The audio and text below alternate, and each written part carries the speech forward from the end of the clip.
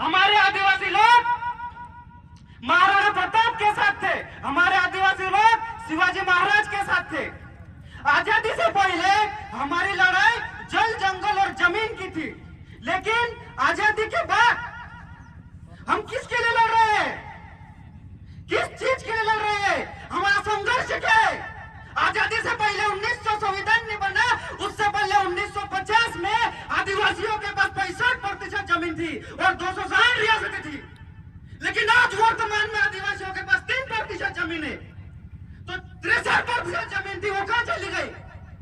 आज हमारे लोग मजदूरी कर रहे हैं, पलायन कर रहे हैं। अगर आदिवासी के घर में अगर एक दिन मजदूरी नहीं करता है तो दूसरे दिन वो आदमी भूखा सोएगा। इतनी खतरनाक स्थिति हमारे समाज में आ रखी है। लेकिन हम जमीन के संघर्ष को भूल के हम रोटी कपड़ा के संघर्ष को अपना रहे हैं। यह गलत है। हमें हमारे पूर्वजों के रास्ते पे चलना पड़ेगा। अगर टंट्या भील हमारे लिए नहीं लड़ता, अगर बिरसा मुंडा हमारे लिए नहीं लड़ता, अगर बिरजू नायक हमारे लिए नहीं लड़ता, तो आज हम यहाँ पे जिंदा नहीं रहते।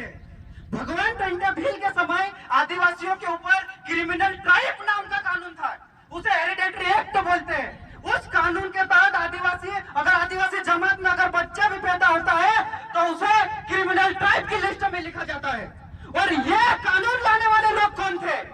इस कानून को इस देश में लागू करवाने वाले लोगों जो लोग थे, उनकी विचारधारा क्या थी, उस चीज को हमें समझाना पड़ेगा।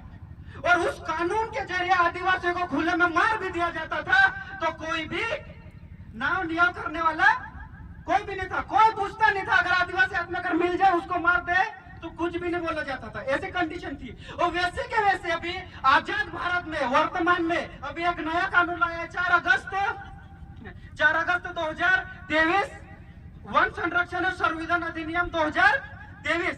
इस नियम के तहत जो हमारे जंगल है वो डायरेक्ट केंद्र सरकार के द्वारा संचालित होंगे। और जो हमारे आसपास के जंगल के जो आसपास की जमीन है, यहाँ पे ये वन विभाग वाले जो पहाड़ है वहाँ पे जो आसपास की जमीन है, यहाँ पे सर्वे हो रहा है और बोला जा रहा है कि जो जमीन है उसे लीज पर दी जाएगी और पुलिस स्टेशन हटा के मिलिट्री स्टेशन लगाए जाएंगे। और पुलिस स्टेशन हटा के मिलिट्री स्टेशन लगाने जाएंगे तो अगर आदिवासी आदमी को अगर मिलिट्री मार भी देती है, और मिलिट्री का एक एक्ट है 1958 का, आर्म फोर्स प्रोटेक्शन एक्ट 1958, उस एक्ट के तहत आर्मी की सुरक्षा होती है। कैसी सुरक्षा आती है? कोई आदमी संदिग्ध में भी दिखा जाएगा ना, शक में भी दिखा जाएगा, अगर उसे मार भी दिया जाएगा ना तो कुछ भी पूछ परख करने वाला नहीं रहेगा। आर्मी के अपन कोई से भी कानून के तहत कुछ भी नहीं लगा सकते हैं, अपन उनके तरफ आंदोलन भी नहीं कर सकते, क्योंकि उनके प्रोटेक्शन करने वाला ऑलरेडी ये कानून बन गया है। और ये कानून बनाने वाला भी मनुवादी था और क्रिमिनल ट्राइब कानून बनाने वाला भी मनुवादी ही था। तो हमें समझना पड़ेगा कि हमारी लड़ाई किस विचारधारा से। जब तक आप अपने विचारधाराओं में, जब तक आप अपने सोच में, जब तक आप आपके सिद्धांत में पोषक तत्वों का निर्माण नहीं करोगे, तब तक कुछ भी नहीं होने वाला है। हमारी लड़ाई रोटी कपड़ा के लिए नहीं होनी चाहिए, हमारी लड़ाई 5 किलो गेहूं के लिए नहीं होनी चाहिए, हमारी लड़ाई जल जंगल जमीन की होनी चाहिए।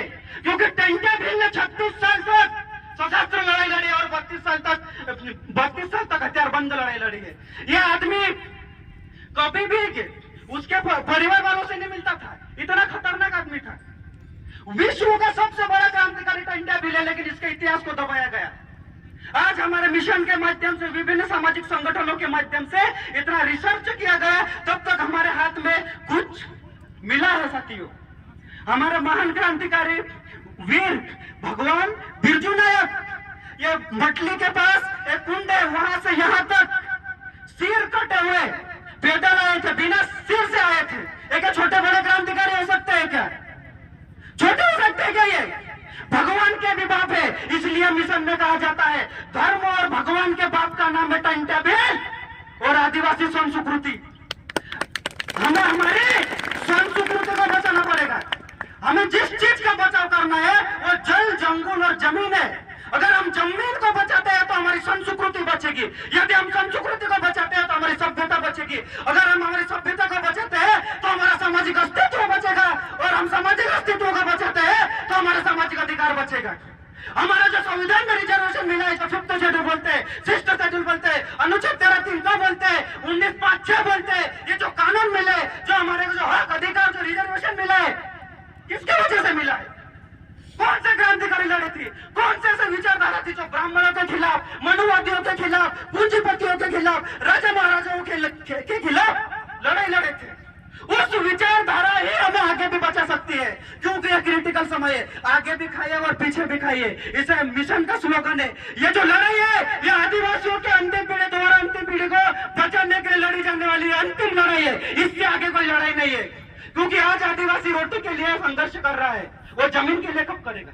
यदि आज हम नहीं जगे, यदि आज हमारे समाज के बीच में जागृति नहीं आई, है ना, आज हमारे समाज के बीच में हमारे बच्चे, जो हमारे युवा वर्ग है, खास करके समाज का जो काम है वो युवा वर्ग के ऊपर होता है। हम लोग भी बेरोजगार है, लेकिन दिन रात हम समाज के लिए संघर्ष कर रहे हैं, आप लोग भी संघर्ष कर रहे हैं। इसलिए हमें हमारे शहीदों के विचारधारों पे चलना पड़ेगा। बिरसा मुंडा ने बोला है, जिस समाज में लोग मरने और लड़ने के लिए पैदा हो जाते हैं, वो समाज कभी मरता नहीं है। इसलिए हमें बिरसा मुंडा बनना है। घर घर में टंटा बिल को खड़ा करना है, घर घर में बिरसा मुंडा को खड़ा करना है, घर घर में भगवान बिरजू नायक को खड़ा करना है। जितने भी तमाम हमारे क्रांतिकारी की सोच है, ये केवल सांस्कृतिक सोच है, और इनकी सोच है जो सामाजिक सोच है। इनकी जो सोच थी वो सामाजिक विचार, सामाजिक सिद्धांत थे। उनका केवल संघर्ष केवल समाज के लिए था, कोई नेता के लिए नहीं था। अभी चुनाव चल रहे थे, हमारे लोग आधे उधर जा रहे, आधे इधर जा रहे थे। अबे बिरसा मुंडा तेरे लिए संघर्ष नहीं करता, बिरजू नायक तेरे लिए संघर्ष नहीं करता, तो क्या आता तेरे हिस्से में? आज 5वां अनुसूची आती क्या? 6th अनुसूची आती क्या? अनुच्छेद 13(3) को जो अपन ग्राम सभा बोलते हैं, वो आता क्या हमारे हिस्से में? वास्तविक में हमारी जो लड़ाई है वो जमीन की है। समाज में सामाजिक जो पोषक तत्व यदि हम निर्माण नहीं करेंगे, समाज में यदि हम सामाजिक में पोषक तत्वों का निर्माण नहीं करते हैं साथियों, तो हमारा समाज वैसे ही भीड़ की तरह चलता रहेगा। इसलिए हम लोग केडरों के माध्यम से दिन रात करके ये कार्यक्रम आयोजन किया है।